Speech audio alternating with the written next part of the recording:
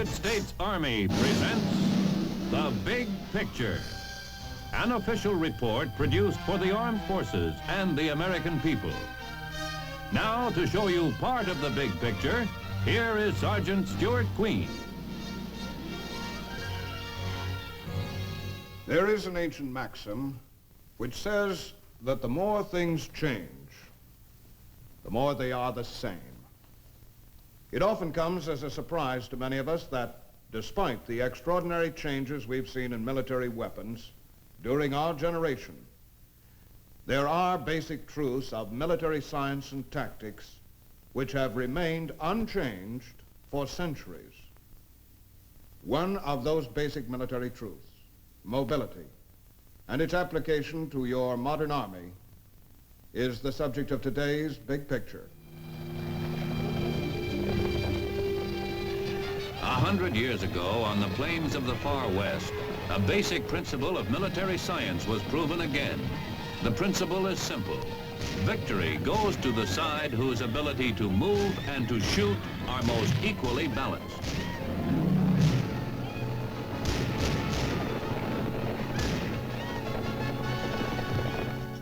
Before the First World War, the horse provided all the tactical mobility the Army needed. But then, the balance changed abruptly.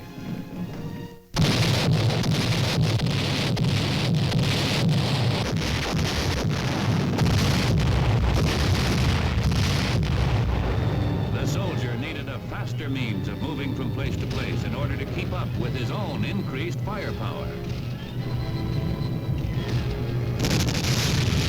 Thus, mechanization was born.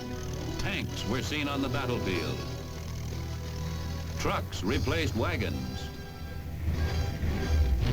And airplanes were first tried as combat vehicles.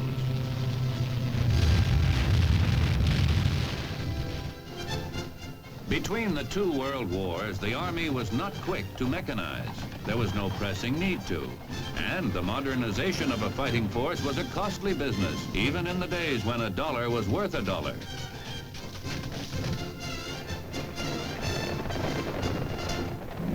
Then, Adolf Hitler triggered off a whole new concept of moving and shooting.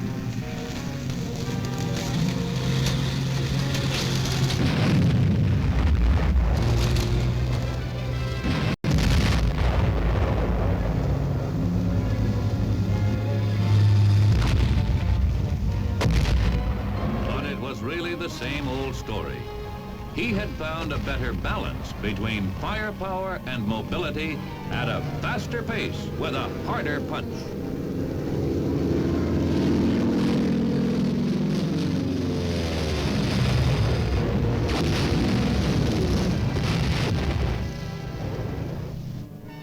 By the end of World War II, we had come far down the road toward mechanization.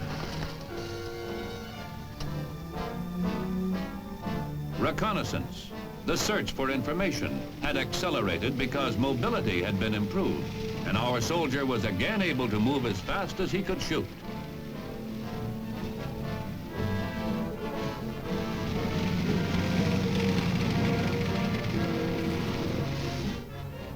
The Army does a good job of moving on roads and highways, or even without them. Truck convoys can average 20 to 30 miles an hour. Tracked vehicles are almost as fast. But when this happens, 30 miles an hour may become 5 miles an hour or no miles an hour. In combat, there are many things beside traffic jams and detours that can slow down the flow of critically needed supplies. But take the most optimistic point of view, that we could keep our trucks rolling at 20 or 30 miles an hour in combat. Let's face it, the next war, if it comes, won't be a 20 or 30 mile an hour war.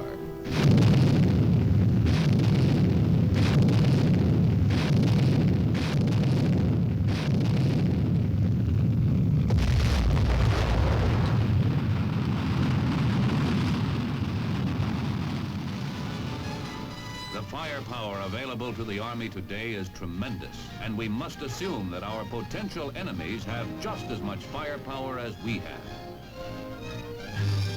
We don't have to assume that they outnumber us. We know that they can put several well-trained men in the field for every one of ours.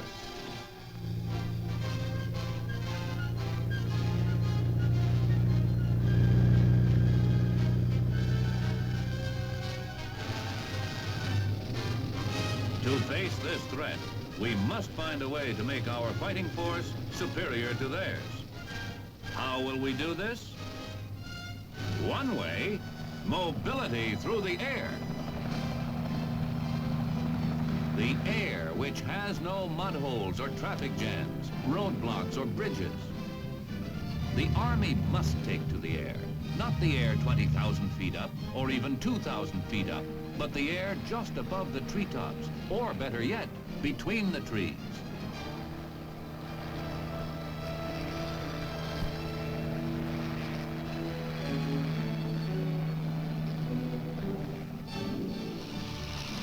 Army aviation has many different functions, but all of them are part of the land battle.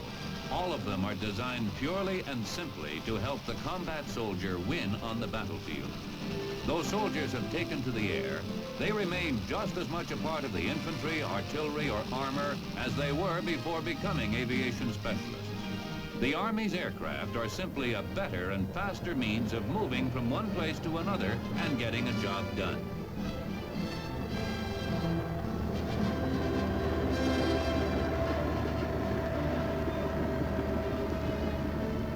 Today's helicopter is not the ultimate all-purpose air vehicle that the Army is seeking, but it has many points in its favor. It can land in cramped quarters and maintain close contact with soldiers on the ground. The Army's larger helicopters are equally versatile. They are flown night and day to teach Army aviators the tactics and techniques for our airmobile future.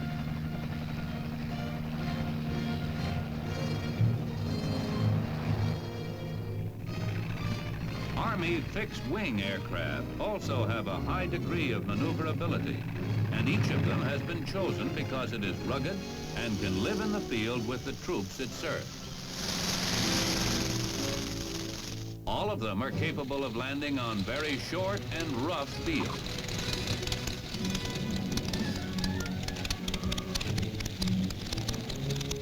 They are designed to take off with a brief run over very steep barriers.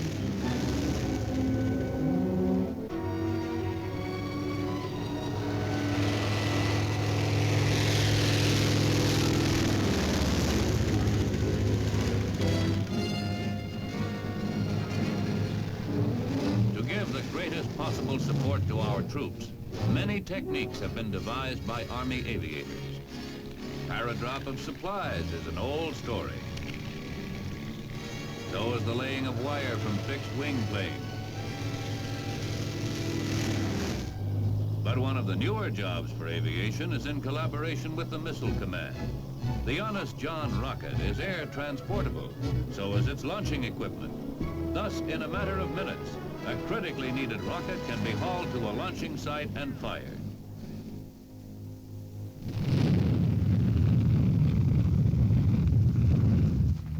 Army aviation is not a new way of fighting. It is just a faster and more efficient way of getting troops and their weapons to the scene of battle, and a faster and more efficient way to acquire tactical information for the ground commander. Let's see how an attack might be made on a hypothetical battlefield using the aircraft which the Army has today. First, we will go to a command post where the key officers of a division are being briefed. Now let's emphasize one more point here, gentlemen. Helicopters are arriving tomorrow at 0530 hours, the 18th. They'll land in the respective areas which we've already designated. Aircraft will be ready for loading immediately upon landing. Precisely at 5:30, the Choctaws fly in from the division's base airfield.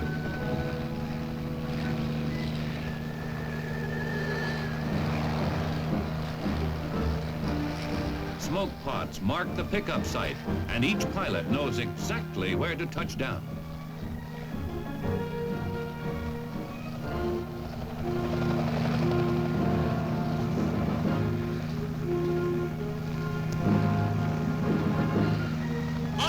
Fresh from a good night's sleep and a hot breakfast, our troops will arrive at their battle site 20 or 30 miles away with a full head of steam, not with their keen edge dulled by an exhausting march.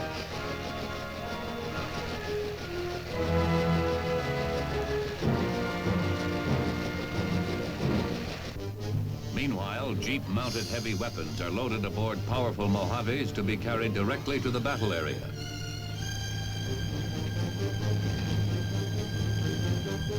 Choctaws are picking up their loads. They can easily carry a Jeep with a recoilless rifle.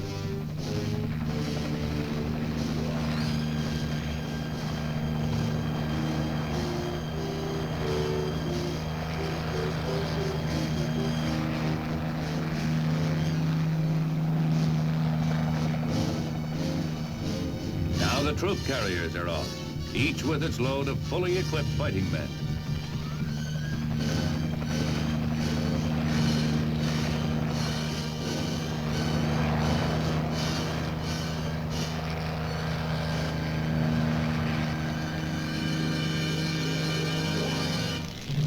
Over the attack objective, a forward observer is directing a continual barrage to soften up the enemy's resistance.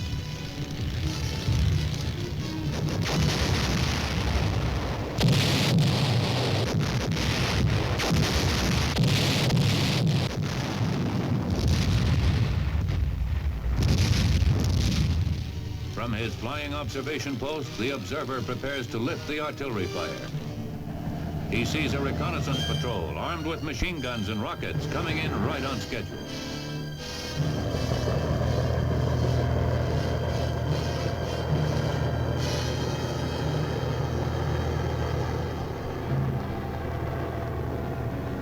They proceed to a pre-planned position just behind the cover of a hill, then rise above the protecting ridge to sweep the area.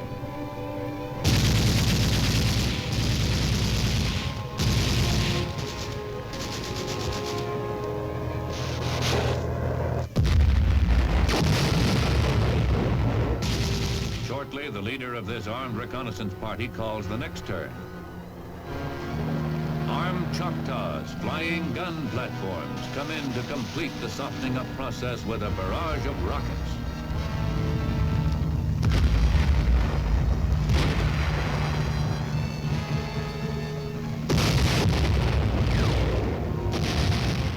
The troop carriers near the battle area, winging over terrain obstacles impassable for troops on the ground.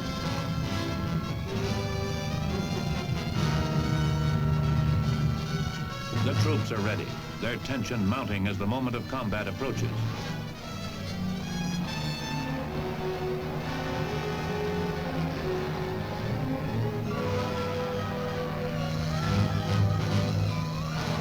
Another flight of armed Choctaws holds the enemy down.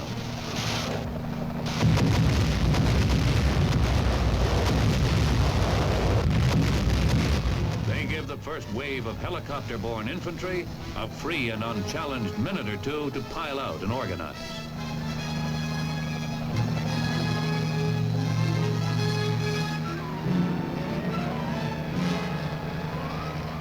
This is Army aviation paying off. Our men are landed practically on their objective, fresh and ready to go.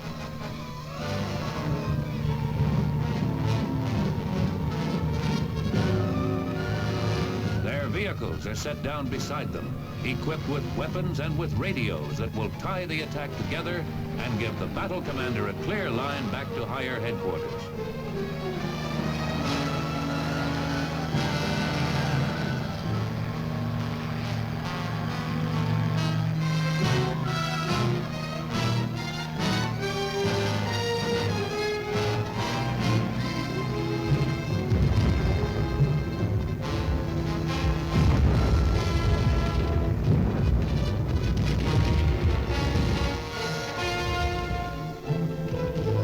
As the troops press forward, the Mojaves come in.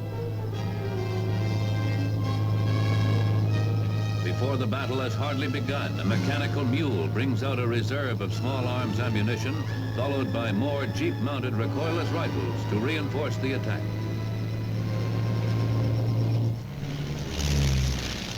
Flying over the area, a battle surveillance observer keeps tabs on the enemy.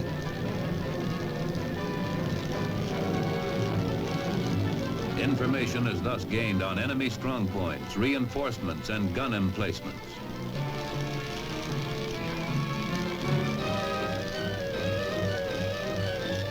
A running commentary on the course of battle is available to the ground commander, giving him an extra pair of all-seeing eyes.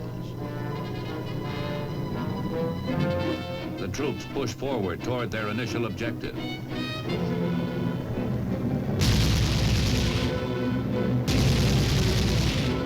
Meanwhile, the armed helicopters have replenished their ammunition and are covering the advancing soldiers.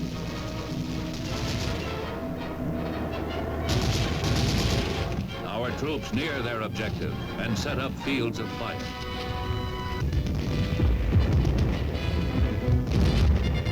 The aggressor has anticipated the attack and has saved a Sunday punch for the infantry.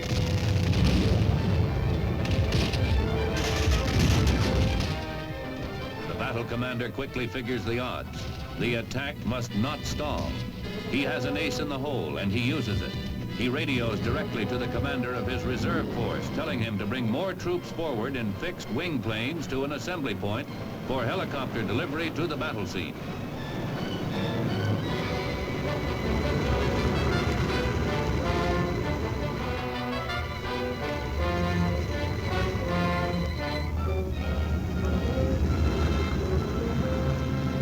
This is the Otter, a plane that is designed to live with the infantry and to be as reliable as an aircraft can be. It carries 9 troops and all of their gear. Army aviators can bring them into places where the average pilot would not consider trying to land an aircraft of this size.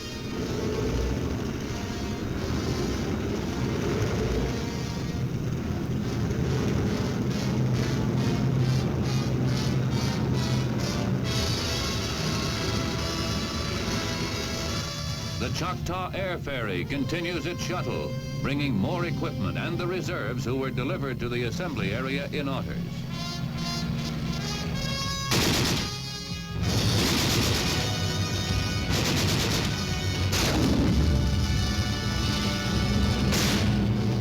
As the attack continues, our tanks break through and join the assault.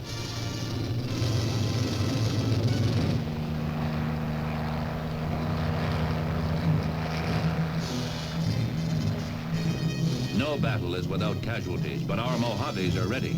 Within minutes, our wounded will be in rear area hospitals receiving life-saving medical attention.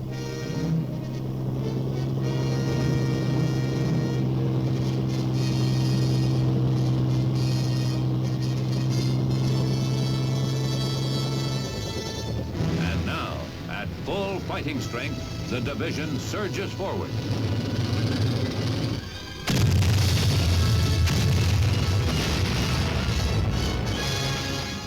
In the critical final attack, the flying soldiers still have an extra bonus of energy and will to win.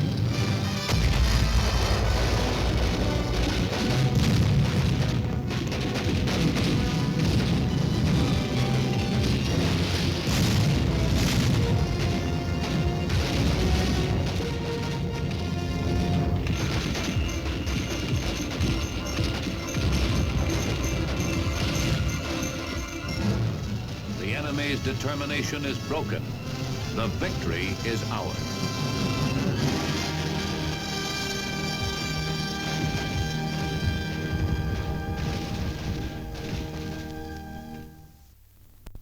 So far, we have seen more tactical applications of existing Army aircraft to the military problem of fire and maneuver. New as this equipment is, still newer aircraft are under development in response to the lessons learned by Army commanders in maneuvers such as those you've just seen. Now let's visit some aircraft plants around the country for a look into tomorrow. First, we'll go to Fort Worth, Texas, where the Iroquois Helicopter is being built. This is the first aircraft designed specifically for Army use, and the first helicopter designed to use a gas turbine engine. It represents a significant breakthrough in the state of helicopter development.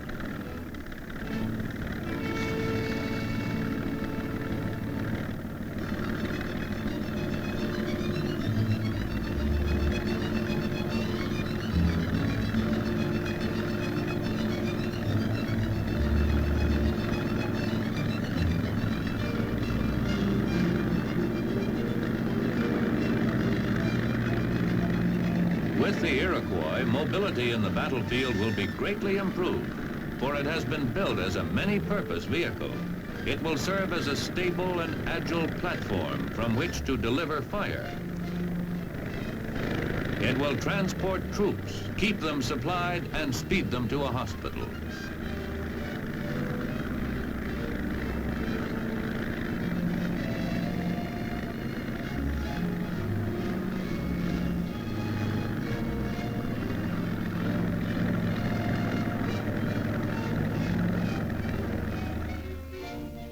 Here on Long Island is the Mohawk, a new airplane being built especially for Army observation, used to help the ground commander locate targets on the fast-moving battlefield of tomorrow. Unlike other Army aircraft, the Mohawk's pilot and engines have armor protection against enemy ground fire. Both the pilot and co-pilot have an excellent view of the ground beneath the Mohawk. This is an important feature for low-altitude, high-speed observation. Ejection seats will make it possible for the pilot and observer to get out of the plane safely in an emergency from the extremely low altitudes at which they will be flying. It is to be equipped with the latest in navigation equipment and will be capable of flying day or night in almost any weather.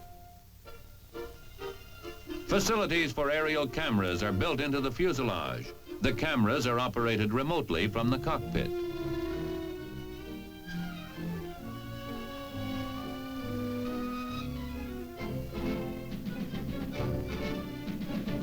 When pictures are taken, this outer panel opens and closes automatically.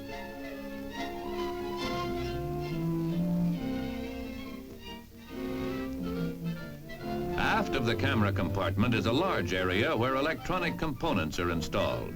The Mohawk will be an ideal vehicle for the new television, radar, and infrared surveillance equipment that is being developed by the Army.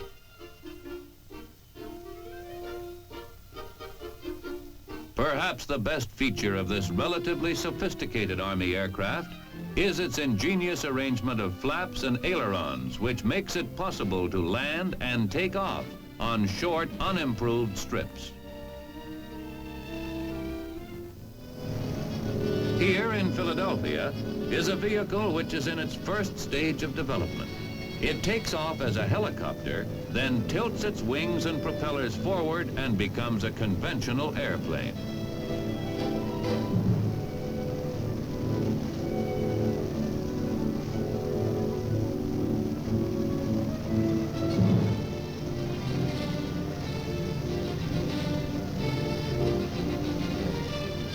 The tilt wing had undergone months of testing before the early morning in July 1958, when the first transition from vertical to horizontal configuration was tried.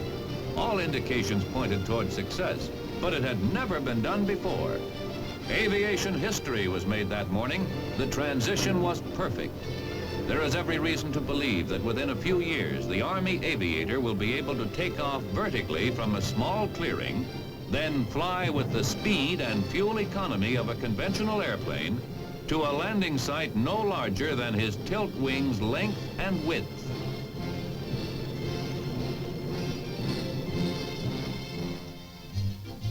Next to Toronto, Canada, to see the first flying model of the Caribou.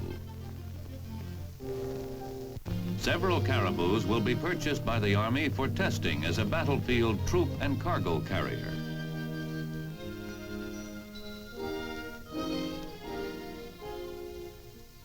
Let's watch with General Easterbrook as the Caribou is put through its paces.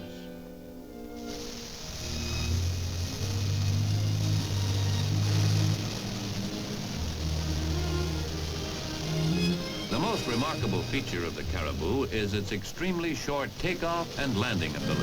Watch this.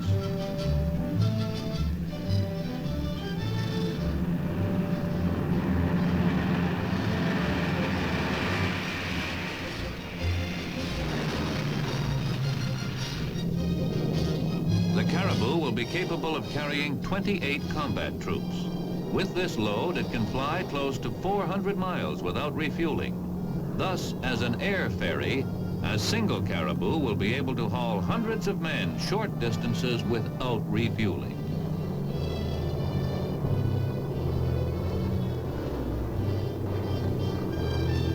It will operate in rough country without prepared strips. For this 10-ton plus airplane requires only 500 feet from touchdown to a full stop.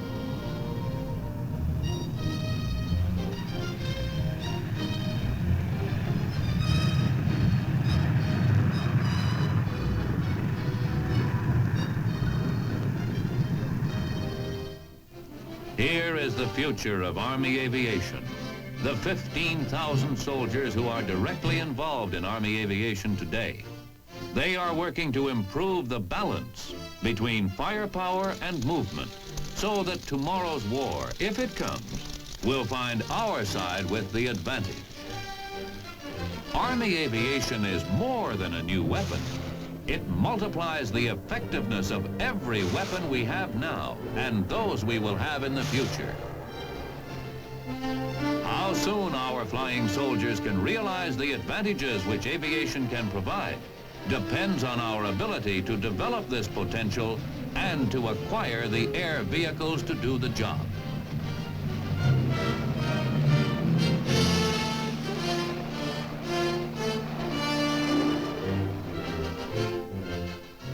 "25 years ago, the Army cavalry still relied on the horse for mobility, as had Genghis Khan centuries before.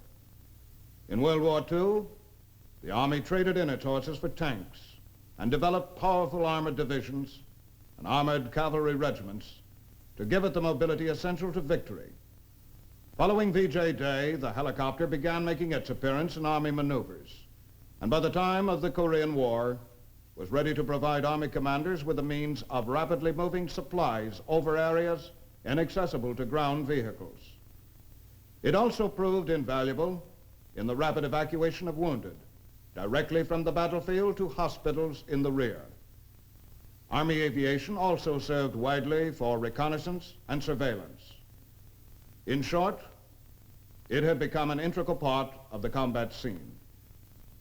Success of the Army on a future battlefield will depend largely upon its ability to move swiftly and decisively. In this field, Army air vehicles will undoubtedly play a vital part. Now, this is Sergeant Stuart Queen, your host for The Big Picture.